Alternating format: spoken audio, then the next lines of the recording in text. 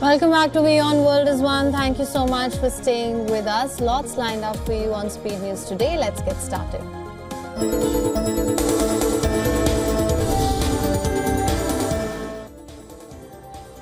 At least 20 people have been killed, over 40 wounded in Russian strikes on Ukraine's Zaporizhzhia and Dnipropetrovsk regions. The Zaporizhzhia region bore the brunt with 16 fatalities and 35 injuries, while 4 people were killed and several others wounded in Dnipropetrovsk.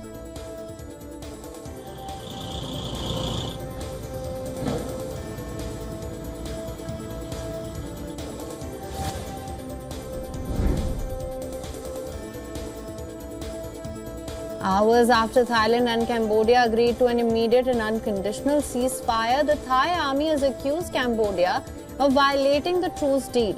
Statement by Thailand army spokesperson said its troops retaliated proportionately in self-defense after attacks at multiple locations by the Cambodian forces. Countering claims made by the Thai army, Cambodia's defense ministry said that there have been no armed clashes with Thailand since the ceasefire was announced on Monday. At least 38 people, mostly civilians, have been killed in the clashes in multiple locations along the 800-kilometer Thailand-Cambodia border area since fighting between the two countries erupted on the 24th of July.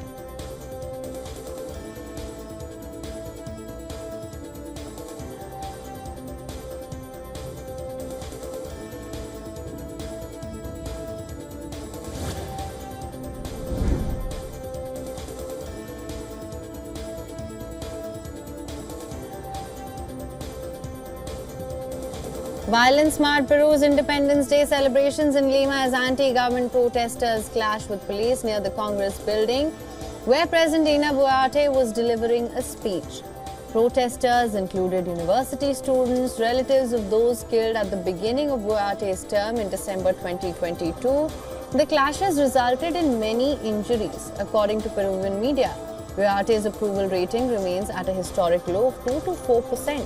The president faces accusations related to the deaths of over 50 Peruvians during protests in 2022 and 2023. Boluarte has denied all allegations despite criticism from human rights organizations and victims' families.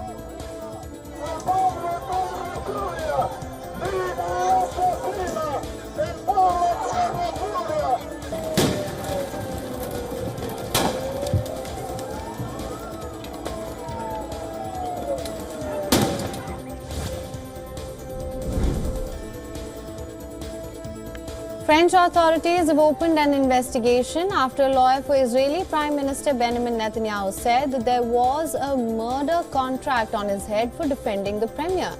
French lawyer Olivier Pardo told investigators a former convict, Rudy Taranova, told him on the 16th of July that he had been approached to carry out a hit on him. The lawyer counts prominent French politicians, including far-right figure Eric Zemmour, among his other notable clients as well.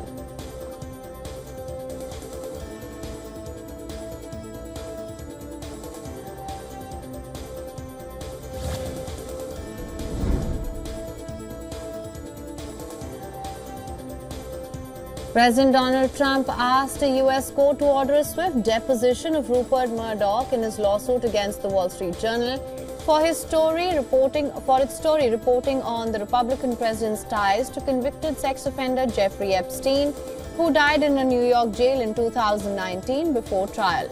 Trump has sued the billionaire over an article that alleged that he'd written a body letter to celebrate Jeffrey Epstein's birthday.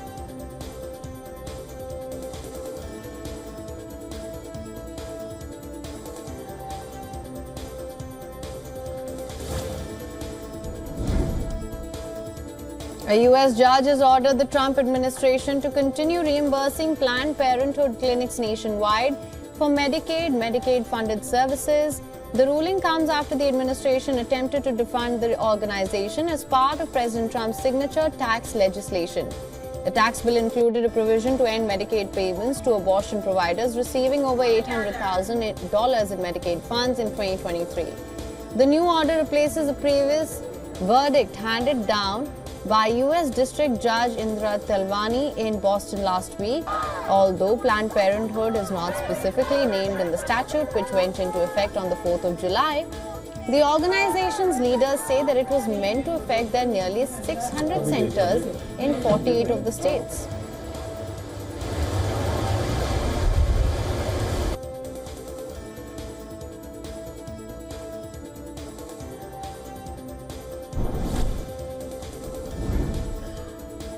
A gunman reportedly killed 4 people and wounded a 5th before taking his own life in a prominent Manhattan office building on Monday evening. The officer who was killed was identified as Didarul Aslam, an immigrant from Bangladesh who had served as a police officer in New York City for 3.5 years. Police identified the gunman as Shane Tamura of Las Vegas, claiming that he had a documented mental health history. New York City Police Commissioner Jessica Tisch said that the motive is still unknown.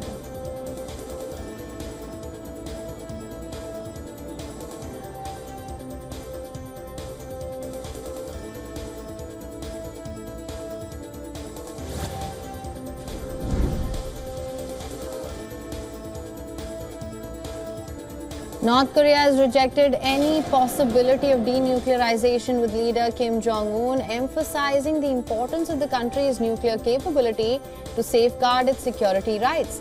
Kim Yo-jong, Kim's sister, stated that the US must accept North Korea's nuclear status for future dialogue, as any talks won't result in abandoning its nuclear program. Trump and the North Korean leader met 3 times during the US president's first term in a bid to reach an agreement on the denuclearization of the North. But since their second summit in Hanoi in 2019 fell apart over failure to agree on what the North would get in return, Pyongyang has accelerated its nuclear program.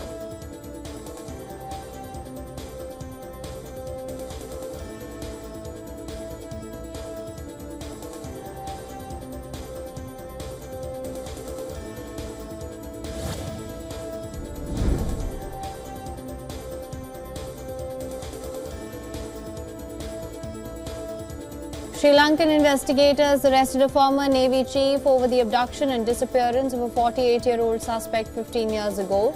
According to reports, Admiral Nisantha Ulugnete was taken into custody over the disappearance in 2010 when he headed the Directorate of Naval Intelligence. He has been remanded in custody until Wednesday.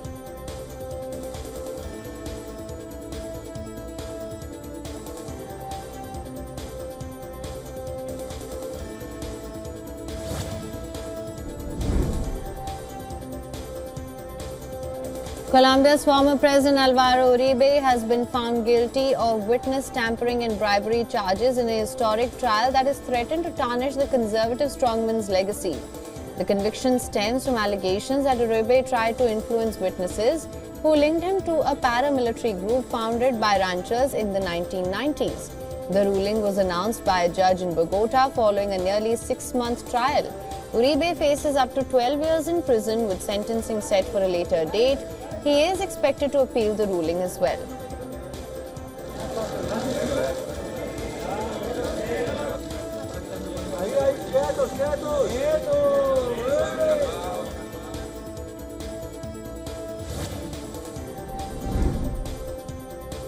Protests broke out in Angola's capital after a significant diesel price hike, with residents setting tires ablaze, also clashing with the police.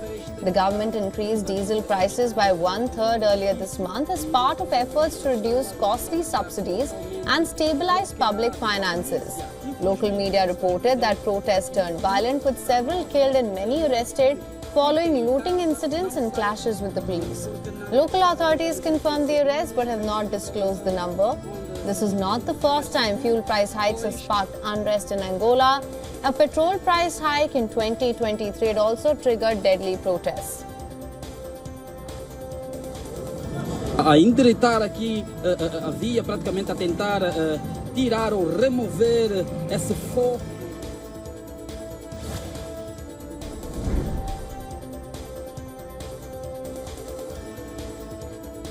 Dozens of babies faced off in Japan's traditional crying sumo contest held in Tokyo. The event, which dates back centuries, is believed to bring good health and fortune to the infants.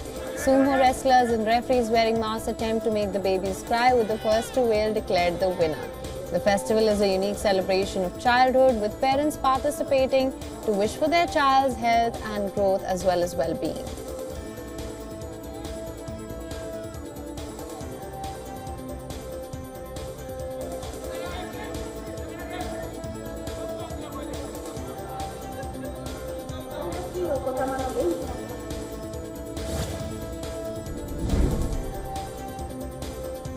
Alright, and Beijing has been severely affected by torrential rain, receiving nearly a year's worth of rainfall in just a few days.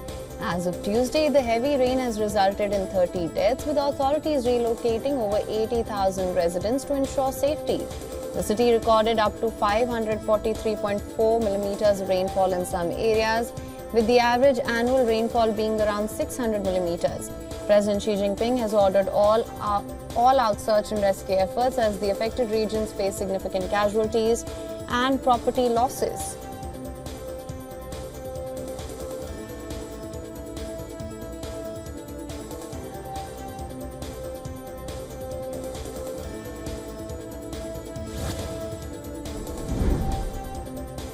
Emergency crew battling the Monroe Canyon wildfire near Bear Valley, where a firefighting aircraft was seen dropping retardant to help slow the flames. According to reports, the fire has nearly doubled in size since Friday, burning close to 21,000 acres with just 13% containment. Firefighters are battling the blaze with aerial support and drones to monitor overnight flare-ups and spot fires.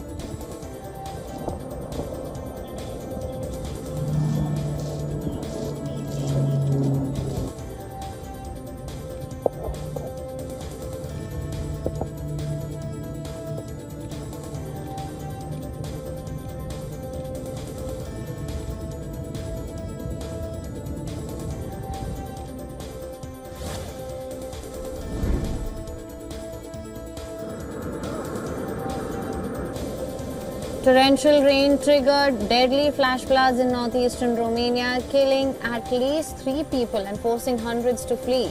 Rescue teams, including helicopters and firefighters, evacuated 890 residents from the county. Floodwater damaged homes and roads, with dramatic footage showing debris-filled torrents sweeping through towns.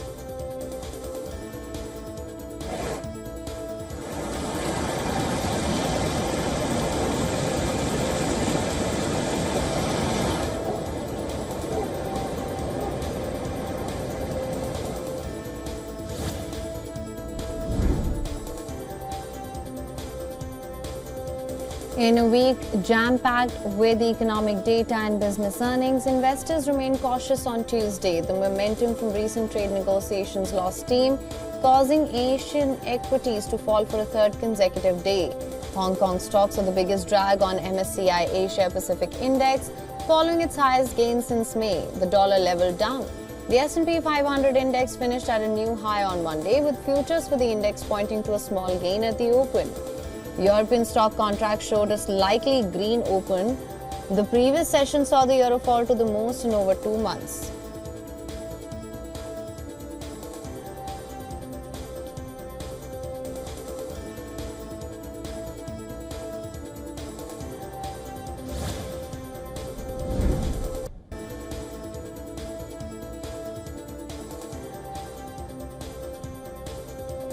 China's government spending on social welfare reached a record 5.7 trillion yuan, that's $795 billion in the first half of 2025. This is the highest level since 2007. The social spending jumped 6.4% on year, with a focus on education, employment, social security. The government also introduced cash handouts and childcare subsidies to boost consumption and cushion the impact of trade war. Investment in infrastructure fell 4.5%, reflecting a shift in fiscal properties.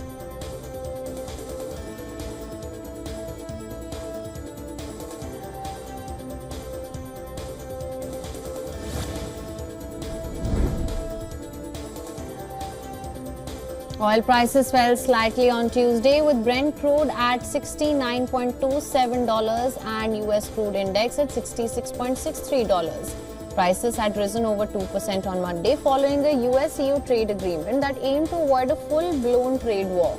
The deal includes $750 billion in US energy purchases from the EU, but analysts remain skeptical about its feasibility.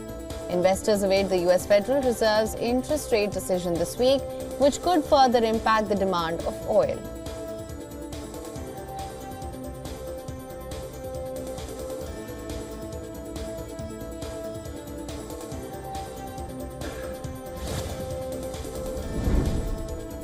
India has become the largest source of smartphones shipped to the US. India overtakes China for the first time, with 44% of market in the second quarter of 2025.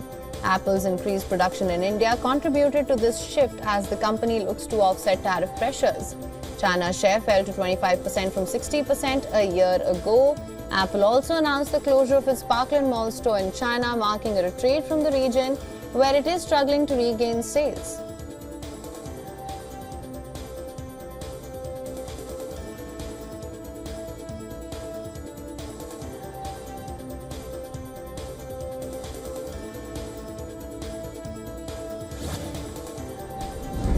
The England women's team are back home with their second consecutive European title. The Lionesses received a hero's welcome from fans and were later hosted at Downing Street for a celebratory reception.